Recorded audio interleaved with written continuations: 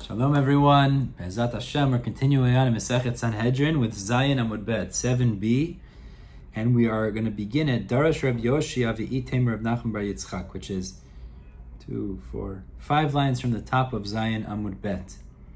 Be'ezrat Hashem, we're going to continue on today with the discussion we left off yesterday, the first section, with the hashkafa, the perspective that a judge has to have, the seriousness that he takes his job.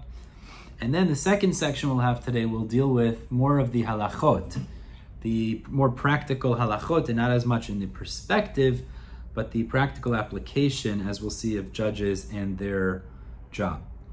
Sat Hashem, our learning today should be as a refuah shlema, a merit for a speedy recovery for Yaakov ben Dinah. And like we left off yesterday, we were discussing how a judge has to take the seriousness of his job in a very real way. So Be'ezrat Hashem, I'm picking up Darash Reb Yoshi Avi'item Reb Nachman Bar Yitzchak. Mai dichtiv, what does it mean in Yirmiyah when the pasuk says as follows? It says, Beit David, the house of David, Kol Ma Hashem, so says Hashem, Dino la boker mishpat, judgment like the morning should be done, Vehitzilu gazul miyad oshek, and save the one who was stolen from the hands of the thief. So it compares judgment to the morning. But do we judge during the morning? And we don't adjudicate the rest of the day. Means, why is the pasuk highlighting judge as it relates to the morning? We judge the entire day. Ella, so what is the pasuk in Yirmiyah telling us? Im baror lecha davar kaboker. If the matter is clear to you like the morning, meaning that the judges have come to a clear achlata, a clear understanding of the case, and they're ready to administer with clarity, so imruha, so then omreyu. So then say the psak, v'im lav, but if you're not clear, al tomreyu, don't say it. Means first you have to make sure that the psak that you're saying is actually certain. He says there's another source for this same idea, which is the pasuk tells us in Mishlei, we actually quoted this, it says, say to wisdom, you are my sister. What is the pasuk teaching us? If the matter is clear to you, is self-evident to you, like your sister is prohibited to you, just as every man knows that he's prohibited to have relations with his sister. So if the matter of the din that's in front of him, the judgment that's in front of him, is clear to him, like the clarity he has of that, omreyu, so then go by all means and say it. The imlav al tomreyu, if not, don't say it. So the idea that we're saying is the judge has to make sure that he's very certain in whatever it is that he's determining and that he's going to administer before he says it as the verdict. Rabbi Yeshua ben Levi continues, Asara sheyoshvin bedin, very interesting. If 10 people are adjudicating a case, you have all the judges together judging, kolar taloi betzavar kulan, it literally means a chain, or like a chain is hanging on the necks of all of them. Now, what does it mean, a chain is hanging on the necks of all of them? It means if they make a mistake, the punishment for the mistake that they made is going to be on all of them. So the Gemara says, Pshita, of course, if they make a mistake, they're doing the wrong thing. Well, then they're all going to get punished. So Lo Tzricha, the Gemara says, the Chidush here is, El Talmidei Yoshev Lefnei Rabo. Even if it's a student who is in front of his Rebbe, meaning a student sitting next to his Rebbe is adjudicating a case, and he doesn't necessarily need to be involved in that. If he's quiet and he understood some sort of an ability to explain how there's some mistake being made in this case, he will also be responsible. The chain is also on his neck. He'll also bear some degree of responsibility for the mistake that's being made because he could have spoken up and corrected the issue. This is a general rule, actually. If we are quiet when there's something wrong going on around us, we can't exempt ourselves from that. If we have the ability to make some sort of a difference, we have to intervene. We have a responsibility to. And chas v'shalom, if we don't, there's punishment that's going to be leveled our way. So with judgment also, 10 people are judging. The punishment of a mistake or a misstep is going to be leveled on all of them. The Gemara tells us a related story that Rav Huna, he understood this principle. And he wanted to make sure that if he made a mistake in judgment, it wouldn't be only on his neck, because that would be very strongly against him. So he would gather a group of people to judge along with him, so if they would make a mistake, at least the punishment would be equally apportioned in a way that it wouldn't be overwhelming for the one person. Rav Huna ki hava'ati dina lekamei took it very literally. When a litigant would come in front of him, and there was some sort of a court case, miknif umaiti asara rabbanan mibei Rav, he'd gather 10 rabbis from the yeshiva, and Amar, the reason he would say, gather them together to judge with me, keheichi delematia shiva mikeshura, so that each one receives a chip from the beam. What does it mean? It means if we make a mistake, at least it won't be that the entire punishment is leveled against me, but that everyone will get a chip of the beam, a small part of it, and it won't be as severe for each person, or for myself personally. And in a similar idea, Rav Ashi ki hava ati trefta lekame, when a treifa would come in front of him, meaning there was some sort of a situation where an animal was brought in front of him, and he had to determine, does this have a damage inside of it that would cause it to be considered a treifa? It's not kosher anymore, which is an animal that won't survive. So this is a serious thing, because if he says kosher and people eat it, well, he's being matir something, permitting something that's potentially problematic. So Miknef Umaiti Rav Ashi also would gather Lekulu Tavchi Demata Mechasya. He would gather all the butchers who were proficient in laws of treifa from Mata Mechasya, the city Mechasya, which was the city that he was the Rosh Hashiva.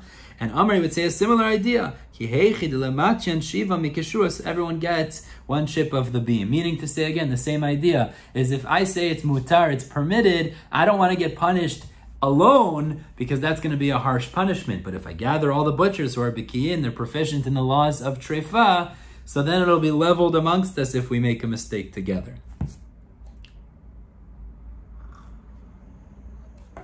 Continues the Gemara. Ki atar Rav Dim, when Rav Dim came, Amar, he said the following: Darash Rav Nachman bar Kohen, my dichtiv, what does it mean when it says in Mishlei, Melech b'mishpat ya'amid aretz, the king with justice establishes the earth, ve'ish trumot, and a man accepting trumot, which is gifts, actually associated with the Kohen, Yaharsena will destroy the land.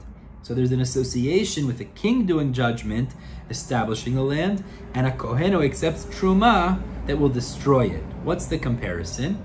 Im dayan domel melech, if the judge is like a king, she'enot tzarich leklum, he does not need anything. Just like a king is independently wealthy, he doesn't need anybody else's money. The judge also has amassed sufficient knowledge to judge on his own. He doesn't need to ask other people's opinions.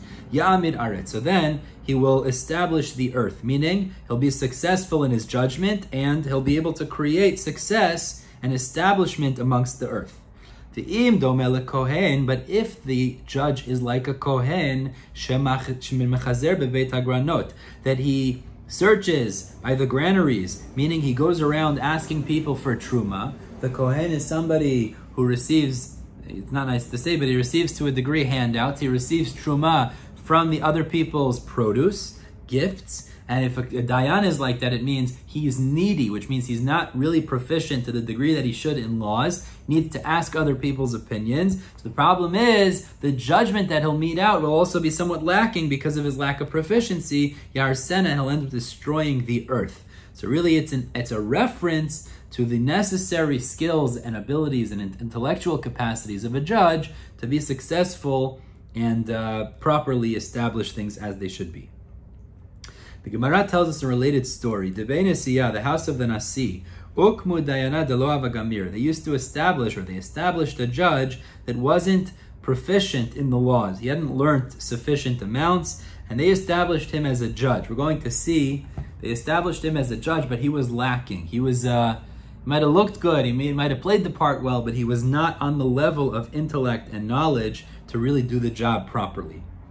So Amar Le, the Nasi said, Yehuda bar Nachmeni metorgamani d'Reish Lakish. So the Nasi said to Yehuda bar Nachmeni, who was the translator of Reish Lakish, used to be back in the day that when the rabbi or the judge would expound in public, would give a drasha, the rabbi didn't have such a loud voice, and they didn't have microphones, so they had a human microphone. What does it mean? It means the rabbi would talk to someone who was called a metorgeman. Literally it means a translator, but really he was like a loudspeaker. The rabbi would tell him what he wanted to say, and then the loudspeaker, the metorgeman, would broadcast it. He had a loud voice to the general public. He would say it very loud so everyone could hear. So the Nasi said to Yehuda bar Nachmeni, who was the translator of Reish Lakish, Kuma leba amora, I want you to stand over this new dayan that we have just elected, the one that we said was not qualified, and I want you to expound whatever it is that he tells you in public. So kam gachin alei velo amar le velo midi. So this Yehuda bar Nachmeni bent down to hear what this new judge had to say, and he didn't say anything. He didn't know anything to say. He wasn't qualified.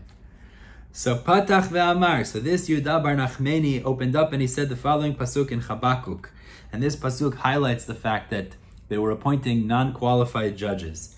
Hoy omer le'etz hekitza. Woe to the one who says to wood, or the tree, hekitza, awake. Uri le'even domem. He says, be aroused or wake up to the silent or the dumb stone. Hu yoreh, can he teach? Hineu tafuz zahav v'kesef. It is overlaid with gold and silver, the kol ruach ein bekirbo, but there's no spirit inside of it.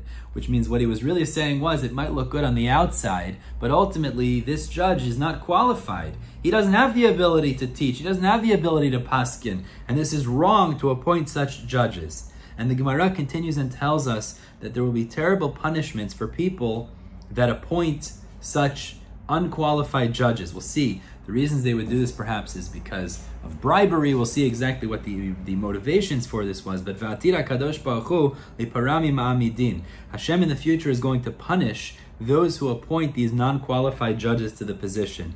Shneimar, like it says there in Habakkuk, in that same context of the unqualified judges, V'Hashem beichal kadsho, Hashem in His holy sanctuary, hasmi panav kol haaretz.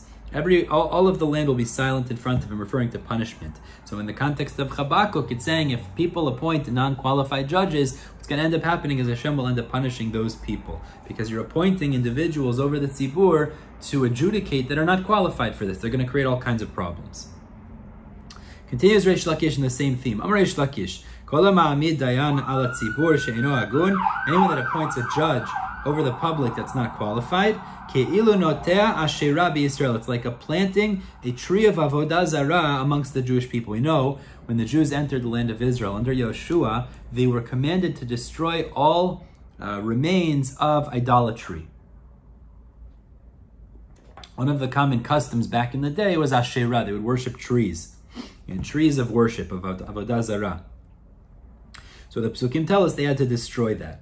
And anyone that appoints a non-qualified judge is like planting a tree of an Asherah. Where do we find this idea? Shene'emar, as the Pasuk tells us, Shoftim v'shotrim titen lecha, it says, place judges and the police that support the judges throughout your lands. The Samichle, and then nearby that Pasuk it says, Lo tita lecha Asherah kol etz. Do not plant for yourselves an Asherah, an avodah zarah tree, kol etz. So Rashi explains, kol etz is a reference. It's the Psukim actually in Masechet Ta'anit, the Gemara expounds, it says in the Pasuk, Ki Adam etz hasadeh, that man is like a tree. So in the context here, as the Gemara understands, is it refers to students or judges that could be referred to as a tree, but it's a comparison here, is that if you appoint judges that are not qualified, it's like planting an Asherah in terms of the level of severity that you are accomplishing.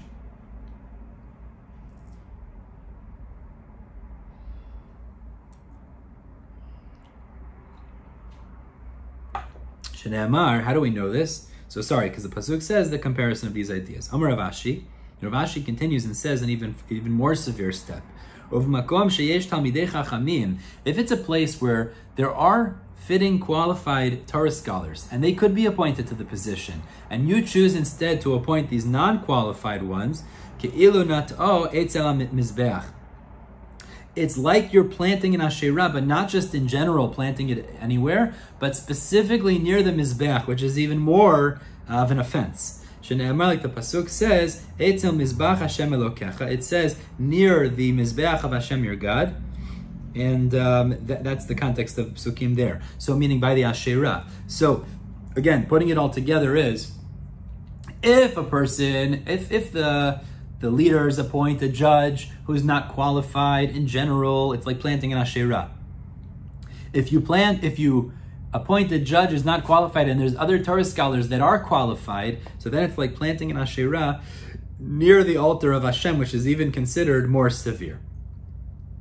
Okay, Rashi explains the reason for this is because Talmidei Chachamim in general, they're referred to as a mizbeach, because they atone for the tzibur, for the public, like the mizbeach, when a person would bring korbanot, would act as an atonement. Actually, this week's parsha, Truma, we speak about these types of things, these parts of the Mishkan. But the point is, therefore, if there is a Torah scholar who's like a mizbeach, and you decide to not appoint him, and you appoint the non-qualified ones, it's like planting an asherah next to the mizbeach. You're disregarding the appropriate appointee, and you're appointing the wrong one. Now the Gemara notes the following. The pasuk tells us, Lo ta'asun iti Elohei kesef Elohei zahav. It says, you shall not make gods of silver and gods of gold, which refers to not fashioning idols of gold and silver.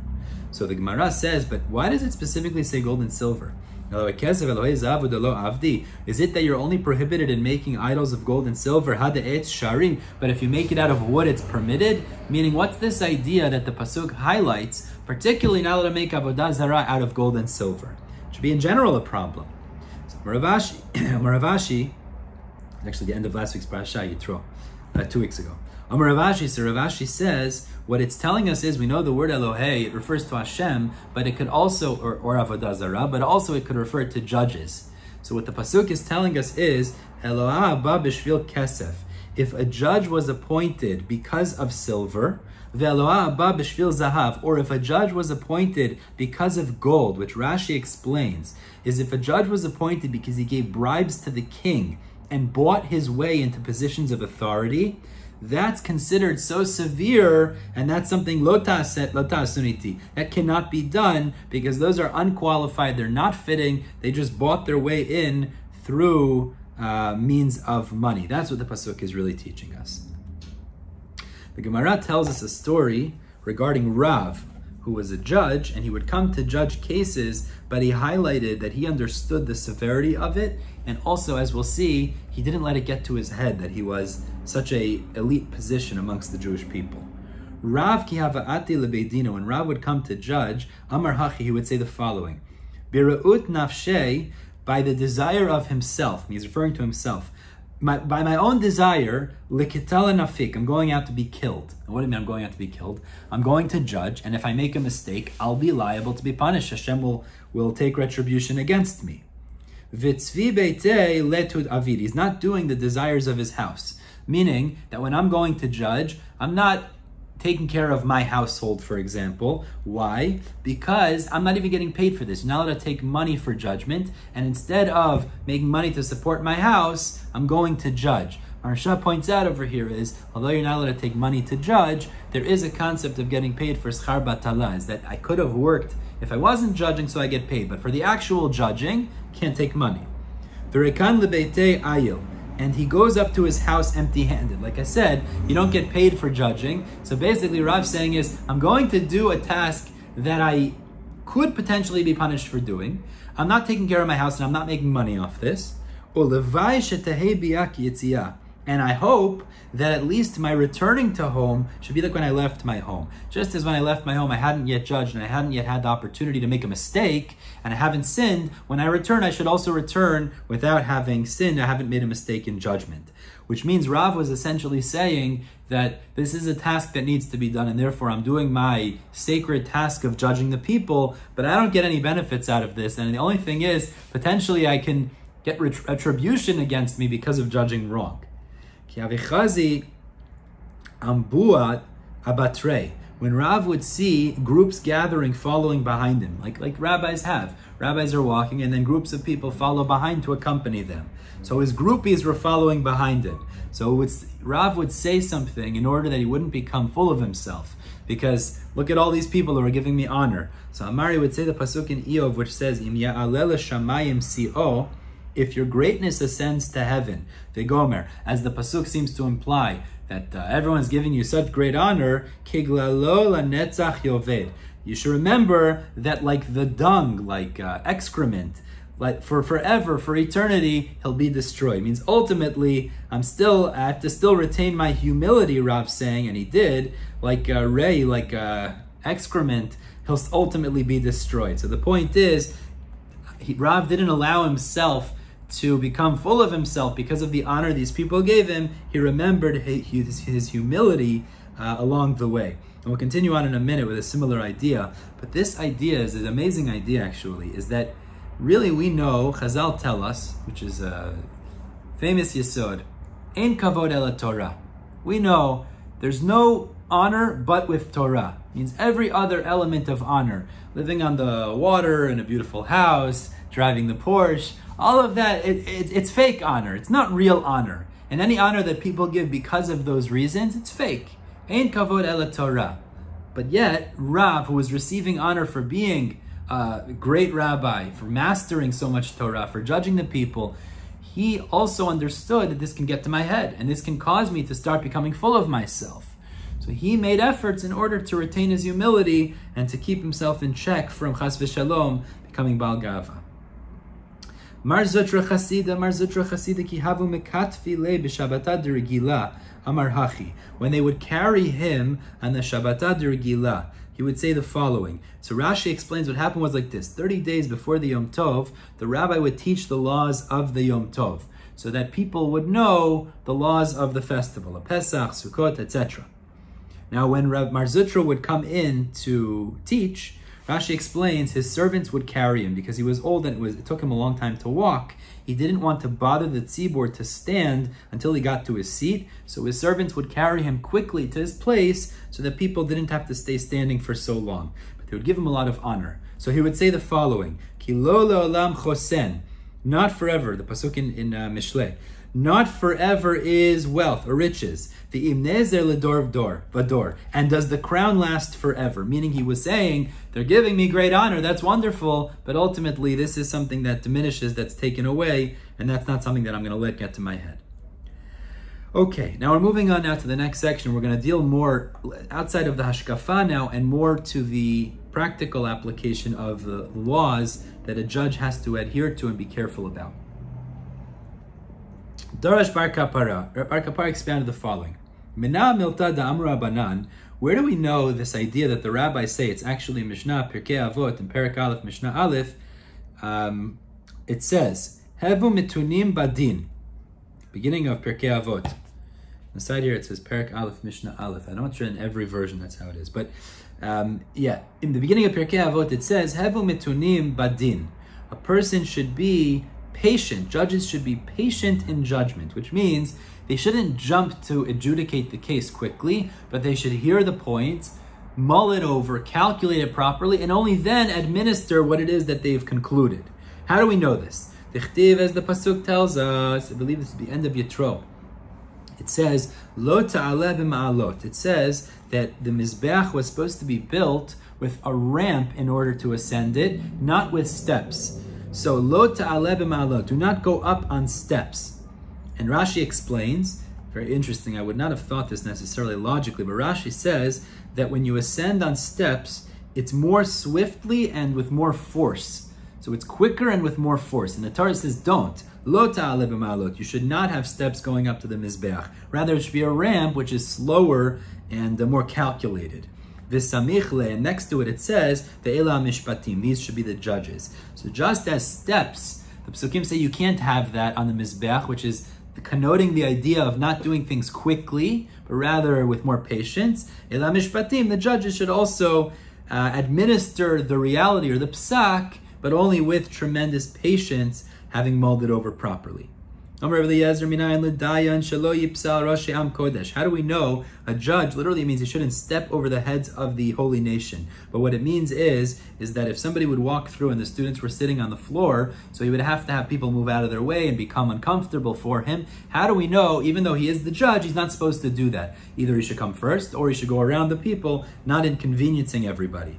As it says, Lo ta'aleh b'ma'alot, do not go up steps, v'samichle, and then it says, Ve'ela mishpatim. These should be the judges. Meaning again, he shouldn't step over them, taken in a different way here, but rather he should go around them or come before so that he doesn't have to inconvenience everybody to get out of his way. Now the pasuk says, Ela mishpatim, last week's parasha, it said, Asher tasim, that you should place in front of the Jewish people. So Rashi actually tells us in Parashat Mishpatim, we saw, Asher tasim lifnehem is that you should arrange it like a shulchan aruch. What does it mean? Like a set table. Is that when you explain the Torah, Hashem was telling Moshe Rabbeinu to the Jews, shouldn't just be said over a few times and they have it fluent in their mouths, but you should also explain to them the reasons of the matter. But the Gemara says over here, the word tasim is out of context, because Asher tasim, that you shall place. Asher telamdem mibayele. Really, it should have said that you should teach them. Why does it say Asher tasim? Asher tasim is you shall place the vessels that are used by the judges at the court. Meaning that there's this idea, as we're going to speak out in a moment what these things are, the judge has to make sure that he uses these vessels of the judge in the way that is proper. What is it referring to? Let's see. Rav Huna ki hava nafak ledina. When Rav Huna would go out to judge, Amarachi would say, Apikuli mani chanutai, bring me out the items that I use for my store, referring to the judgment. What are those things? Makal. Makal is a stick. Stick was used if somebody was transgressing certain prohibitions or he was acting in a way that was against the rabbis, so he was allowed, the judge was supposed to hit him with a stick or command that he should be hit with a stick. Viratzu is a whip. She whip makas if he needs to get whipped, 39 malkot. Vishufra, and the shofar. This was another item. The shofar is they would blow the shofar to symbolize if somebody was being put in cherem, excommunication. Visandala, and the shoe. The shoe wasn't to hit the judges with, the litigants with, but rather the shoe. The shoe was to do chalitza. In the process of chalitza, the sister-in-law would take off her brother-in-law's shoe, etc. So take out my vessels, and that's why Asher tasim, they should have these items near them. That's what they would use in their adjudication. And it says, this is Sefer Devarim, it says, I will command your judges at that time. V'atzaveh includes the word tzav, and Rashi explains, tzav, whenever it uses that word, it means a lashon of ziruz, of alacrity, or with energy. So what does it mean? Amar Rabbi Yochanan, keneged makal ritzua tehezariz. Regarding these vessels that were used to punish or to direct in a strong way, instilling fear, there should be alacrity, energy. So Rashi explains that means if the judges need to use these, they should use them l'shem shamayim, for the sake of Hashem, to instill His awe over the tzibur. Now, the pasuk tells us there regarding judges, shamoa ben achechem ushvatetem. You shall hear between your brothers and judge them. What is this talking about, between your brothers? Rabbi Chanina azara lebeitin. So it teaches us that there's a warning to the courts. Shelo yishma divrei bal din kodem sheyavo bal din chavero. They're not allowed to listen. It means that between brothers, between litigants, they can't listen to one of the litigants until the other litigant is there to defend himself as well. What's the problem? Because if he hears one of the litigants say something, he might say something that's perhaps not even true necessarily, but he'll start to talk to the judge before the other one gets there. And once the judge already hears what the first one had to say, it'll be very hard for him to hear what the other one has to say if he wants to contradict what the first one said after. So it'll create a somewhat of a bias, and that would create an issue. So you can only hear what one litigant has to say when the other one is there and could potentially contradict the first one. And it's also a prohibition is against the litigants. They're not allowed to, literally means give taste, they're not allowed to begin to state their cases in front of the judge before the other one comes as well. So it's an azara for both of them. The judge is not allowed to hear it, and the litigant is not allowed to say his arguments before the other litigants show up in court. Why are you allowed to read it that second way as well? Because Kari Beinami, Shameya Ben Achechem. Because it could also be read not just Shamoa, that you as the judge shouldn't hear what the litigants say before they're both there, but rather it could also be read Shameya, he shall not make heard, meaning the litigant should not begin to express his case until both people are there. Rav Kana said the same drashot, but from a different pasuk. It says, Melotisa. It says, you the judges shall not hear false testimony, but it means that you can't hear what one says without the other one being there. And you could also read it, Lotasi, is that the litigants are not allowed to present until they're both there, so that one could contradict the other. Okay. Very interesting idea also is that you'd say, just say it, and then the judge will be able to have an open mind. But once he hears it, it's very hard then to remain an open mind if the other fellow wasn't there initially to contradict what this one's saying. Once we absorb certain information, it already affects us perhaps in a certain direction. Continues the Gemara, Ushvatetem tzedek, it says you shall judge righteousness, meaning in a righteous, clear way. So Reish Lakish, what does this teach us? Tzadek et adin, validate the judgment, v'achar kachot cheyu, and afterwards administer it, administer the verdict. First, make sure it's clear, that it makes sense, and everything's clear in your mind, and only then should you administer the reality of it. Now the pasuk there says, "Bein ish ubein achiv." It says, administer between a man and his brother. So Rav Yehuda, this teaches us, afilu bein bayit laliyah. Even if there's a case of Yerusha, of inheritance between two brothers, and there's a house, and there's a lower story and an upper story. So it would be easy for the judge to say, look, you take the lower story, you take the upper story. But as Rashi explains here, that's not what they're allowed to do. They have to figure out how much is each one worth financially, and each one has to end up with an equal portion. It's not enough just to make some sort of a roundabout cheshbon. You take the lower story, you get the higher story, but it has to be done in a perfect system. And the pasuk continues, Uben Gero. Now we're going to learn Gero. It means a place of dwelling, or items used for dwelling. So Rav Yehuda, Afilu Ben Tanor Lekirayim, they also have to make sure to adjudicate properly between an oven and a double stove. Similar idea to before, which is, if there's these two items that need to be divided up between brothers, etc., so it would be easy to say, you take this, you take that. But since a stove is worth more, so therefore you'd have to make sure in the financial way, each one ultimately ends up with the same amount of money.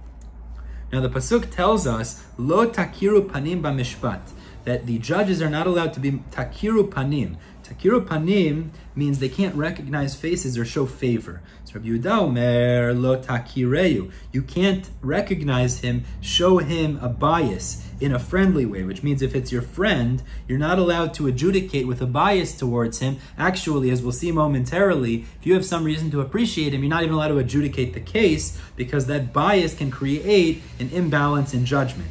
Lazar Omer lo tenakreyu, the opposite. Don't be foreign to him, which means the opposite, which is if he's your enemy, so then you're not allowed to adjudicate as well because you might have a bias against him. Now the Gemara tells us a story. We'll finish off with this. The host who used to have Rav staying at his house came in front of Rav to be judged. So Amar Lo, the host said to Rav, are you not my guest? Meaning to say is, I'm here to be judged and I'd love for you to help me out.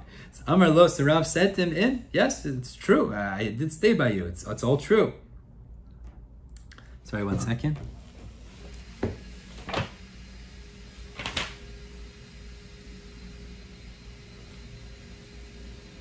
So Rav said, yeah, I agreed to that. Amar lei, so the host said to him, Dina itli. The host said, I have a case that I want adjudicated. How about help me out? Wink, wink. So Amar lei, Rav said back to him, turn to Chet Amud Aleph. Sorry for the noise, there's a construction going on. Pasil na lecha ledina, you have invalidated me for judging you, because now that I remember the good that you've done for me, apparently he didn't realize before, but now I can't judge you because I have a bias. You did me favors in the past, no longer can I judge your case. Rav Kahana, so Rav said to Rav Kahana, Pok daine, go and judge his case, meaning you don't have any bias, so you're allowed to judge his case, go take care of this fellow. So Chazya Dahavaka Gayispe, Rav Kahana saw that this host of Rav previously was feeling very confident. Rashi explains he had a lot of confidence with Rav because he thought to himself, because of my protection that I took care of Rav, I'm going to for sure win this case. And he was speaking in a very confident way. So Amalei Rav Kahana said to him, Eat saita. If you listen to the outcome of the court case, meaning to say is, if you listen to whatever's ultimately administered, fantastic. The ilo, but if not, you think somehow Rav is going to protect you, there's two ways to learn this, but I'm going to take Rav, either it means out of your strength or out of your ears. But the point is, I'm going to have no problem adjudicating this case, putting you in your place, and what's going to end up happening is, if you're not going to listen, I'll put you into cherem, I'll put you into excommunication, just because you did Rav some favors, that doesn't give you any favor in court. It's going to come out as it's meant to be, ultimately, as we will adjudicate. Okay, we're going to stop here at the top of Chet Amud Aleph. Zat Hashem will continue on with these laws of a judge tomorrow with Chet Amud Aleph. In the meantime, everybody have a wonderful day and stay good. All the best.